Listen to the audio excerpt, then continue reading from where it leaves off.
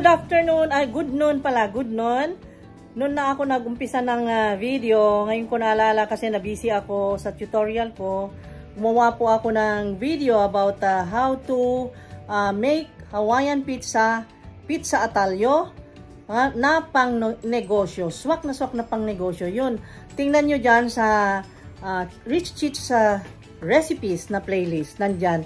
At gusto kong i-share yung mga pwedeng pang negosyo nang sa ganun ay may maiambag man lang tayo sa mga kababayan. So, mga kababayan at kahit na hindi kababayan.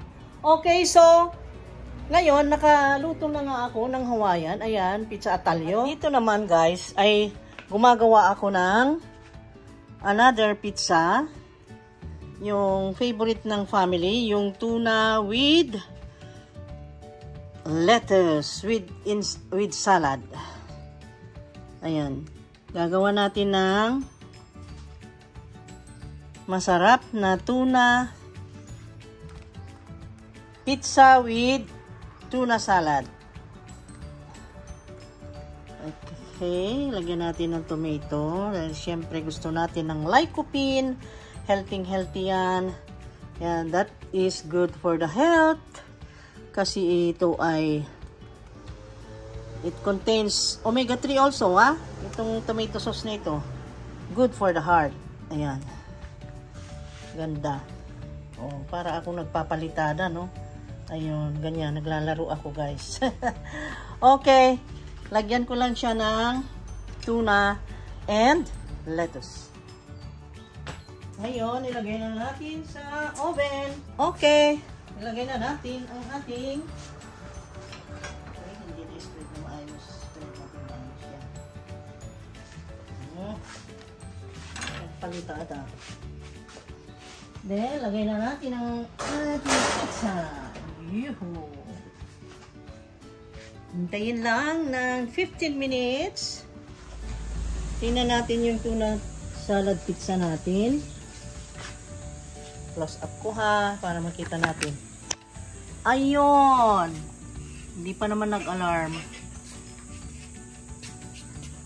Ayun siya oh. Mga 3 minutes pa. And then it will be ready. Ayan ang pagkain natin today guys. Pizza kasi dahil nga nag-tutorial ako, pizza na rin ang aming lunch. Ayan. Pinakita ko pa yung lunch namin na tuna salad pizza.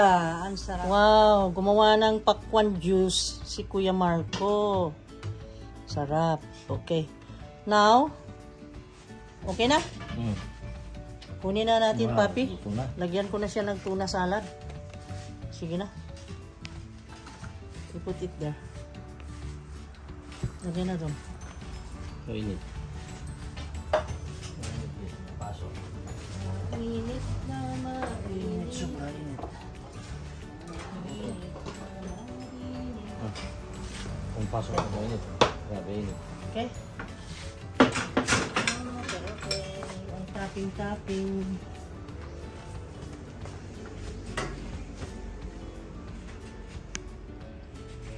Pakita ko kung paano kung lagyan ng topping. Lagay ko muna yung ating insalata. Salad. Lettuce. Sarap to, crunchy. Crunchy and healthy. Yan o. Ito na ang gulay natin. Para sa ating lunch. Kaya ganyan. Complete lunch na yan ha. Meron na siyang tuna. Source of omega-3, calcium, vitamin C, adaan nandyan na lahat. Tapos, meron siyang lettuce na puno rin ng fiber. Tapos, masarap pa, healthy pa, at guilty-free. Ayan. Kasi every time nakakain tayo, most of the time, guilty. Laging guilty. Ito, huwag kang magigilty. Kainin mo ng kainin yan. Oh, diba? Super sarap.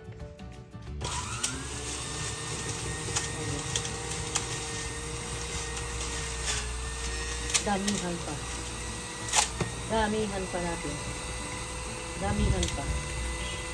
A chunk, a big chunk. Oh, sarap kaya makakuha. A chunk. Ayan. Diba guys?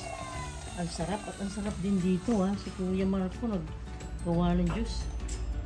Okay. Ayan ha. A little bit of oil.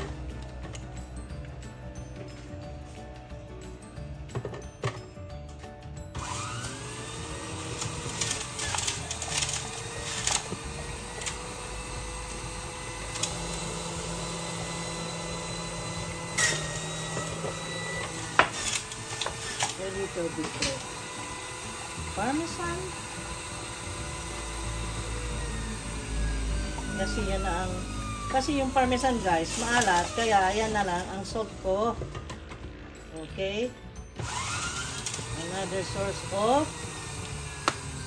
calcium. Ayun, ready na siya. Okay na, kulang na lang ng black.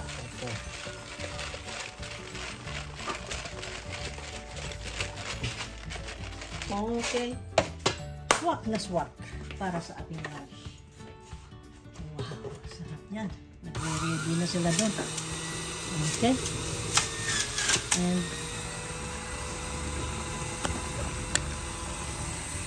Yung paninda, naubos na? ha? Yung paninda, naubos na? Naubos na? Naubos na ang paninda. Wow! Wala na, napakyan. Uy, mainit. Okay. Remove that. Okay. Transfer to your plate. Ano po yan? Diyan, Okay. Okay na. Let's eat. Okay, bye-bye. See you again on the next video, guys. Do you like this? You like that? Very delicious. Okay. Come on. Let's eat. Paired with the watermelon. Support. Sometimes without. Hinapa ako naiiyak dito guys kasi nakaka-touch yung inauguration ni BBM. Nakaiyak talaga. Lalo kaninang umpisa. Not to talk about the past. Grabe. I am here to tell you bakit ba about ako our future. Nangingilabot yung, alam mo yung balahibo mo tumatayo. A future of sufficiency, even plenty. Of readily available ways and means to get done what needs to be by you, by me. Nakaka-excite na, nakaka-tuwa, na nakaka-happy, up the road that we must take to a place better than the one we lost in the pandemic. Gains made and lost, opportunities missed, well-laid plans superseded by the pandemic. Indeed, ours was the fastest growing economy in ASEAN by ways now outdated.